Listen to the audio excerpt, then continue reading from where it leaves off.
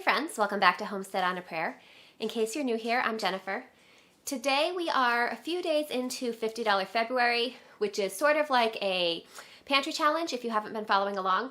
Basically what I'm doing is I am making the most of all the food that I preserved, that I grew and that I sourced from local farms over the summer. And now, during this month of February, we are trying to live as much as we can off of that food. So today we are going to be turning some zucchini that I grew and froze over the summer into zucchini bread. Now this was in my freezer. You can see at this point it is defrosted. When I originally measured this, when I grated it and froze it last summer, it was 3 cups of zucchini, which is enough to make 2 loaves of zucchini bread. So I defrosted this in my refrigerator overnight. As you can see, it's pretty liquidy and mushy now. We are going to strain off some of this water, and then I'm going to show you my tried and true favorite zucchini bread recipe. So I strained off most of the liquid from the zucchini. I am not, as you can see, it's dripping a little bit still. I am not going to squeeze it to get all of the water out.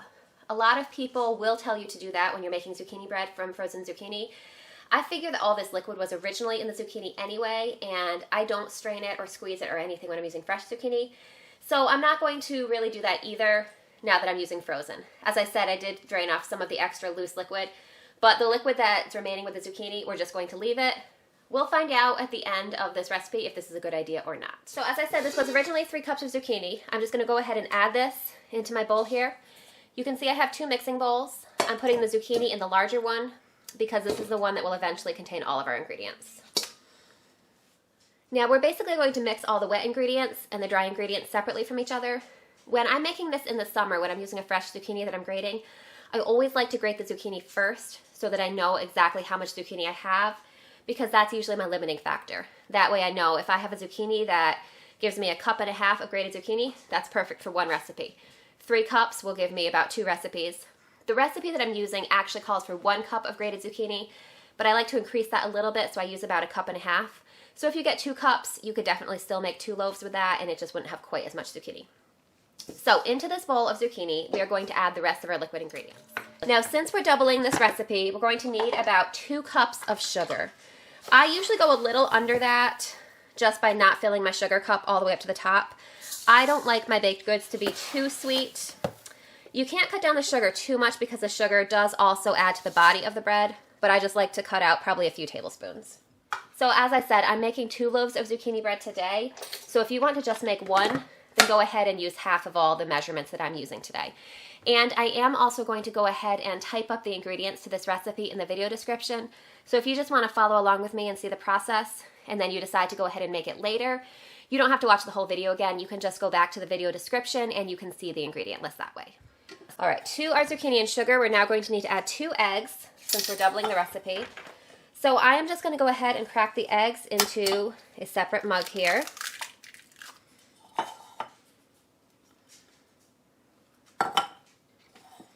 Just add them 1 at a time, just on the off chance we get a bad one.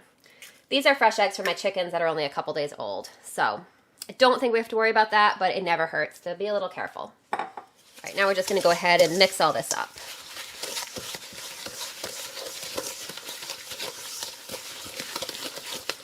And I definitely think it was the right call to not squeeze all the liquid out of that zucchini. This is about the consistency that it looks like when I make it with fresh zucchini. So I think it might have been too dry if I squeezed all of that liquid out. Next, we are going to add 1/2 cup of oil to our doubled recipe.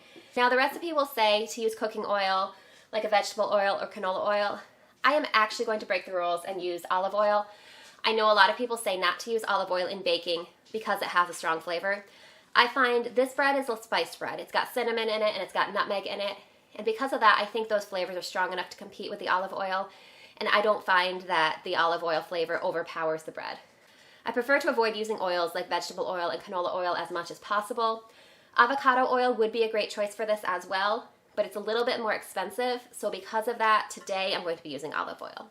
All right, so we need 1/4 cup of oil for each bread loaf. So we are going to add 1/2 cup since we're making 2. Okay, and this gets added right into our liquid ingredients here. Okay, our liquid ingredients are all combined, so let's set this to the side while we mix our dry ingredients. Now this zucchini bread recipe is one that my mom used to make when I was a kid, so I had this all growing up, and I really like it. It's good, it's easy, it's delicious. And it makes a really great breakfast, which I think is a really great option for $50 February, because we're using all pantry ingredients except for the zucchini, which I had on hand frozen from the summer. So this is a great breakfast that really isn't going to cost us anything. Obviously, we've already purchased all of the ingredients, but I don't have to actually spend anything additional to make this bread. So in our smaller bowl here, we're going to mix together our dry ingredients. We're going to start with 3 cups of flour.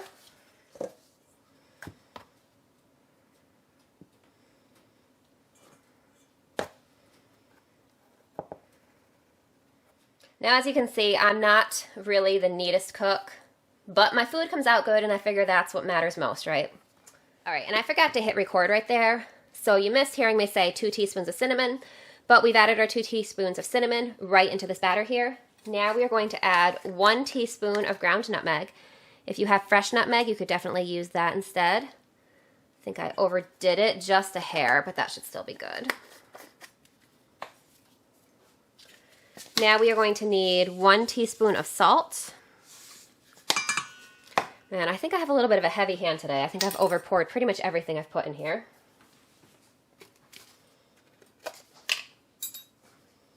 We are going to need half a teaspoon of baking powder, 1 whole teaspoon of baking soda. That is all of our dry ingredients. So we're just going to go ahead and whisk this right up. As I said, this is pretty much the easiest recipe you can make. So we're making this in a couple loaf pans today to make a couple bread loaves. You could definitely make this as muffins instead.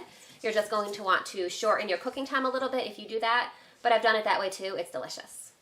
All right, so that's all our ingredients, all mixed up and ready. So all we need to do now is add our dry ingredients into the wet ingredients, mix them up, and pop it in the oven. It is just that easy. So I'm just going to go ahead and add this all at once. You could do it in batches if you want to, but I find that this batter is liquidy enough that I think it always mixes together completely fine for me, even if I do it all at once. All right, so I'm just going to go ahead and get this mixed up. I have already preheated my oven to 350 degrees, so that's ready and waiting for us. I have 2 loaf pans here. I'm just going to go ahead and spray these with some olive oil cooking spray. You could definitely just grease it with oil if you prefer that. All right, so I'm just going to split this batter as evenly as I can between these 2 loaf pans here. And this batter is definitely on the thick side for this bread, so I am really glad that I did not get rid of any more of that liquid from the zucchini.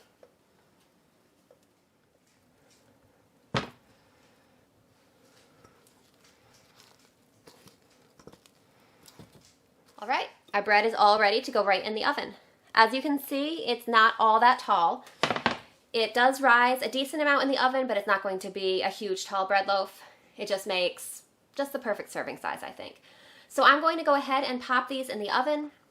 These are going to cook for between 55 to 60 minutes. I'm going to set the timer for 45 minutes and then start checking on them every couple minutes at that point, just to make sure that they don't overcook. So I'll meet you back here when they're done.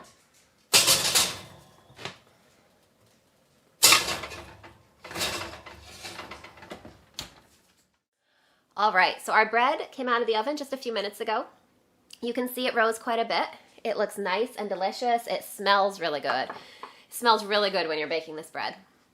So this cooked for, I think, about 47 minutes. Normally it takes a little bit longer. I think I may have had slightly less batter because of using the frozen zucchini, so I think that's why it cooked a couple minutes faster. But either way, it took about 47 minutes. So I just checked it after 45 and left it in for another 2. So I've made this bread many, many times before. I know that it's delicious. My favorite way to have it is just to slice it and put a little bit of butter on it. And if it's not fresh out of the oven like it is now, I like to let the butter melt a little bit. So I will just pop it in the microwave for 5 or 6 seconds just to heat it up a little bit. And it's so good that way. That's my favorite way to have it. So I'm just going to cut this open. It's still a little bit warm, but we don't need to wait for this to cool the same way that you do with like a regular bread loaf, like a sourdough bread or something like that. So I'm just going to slice off a little piece, show you what it's like, and give it a try.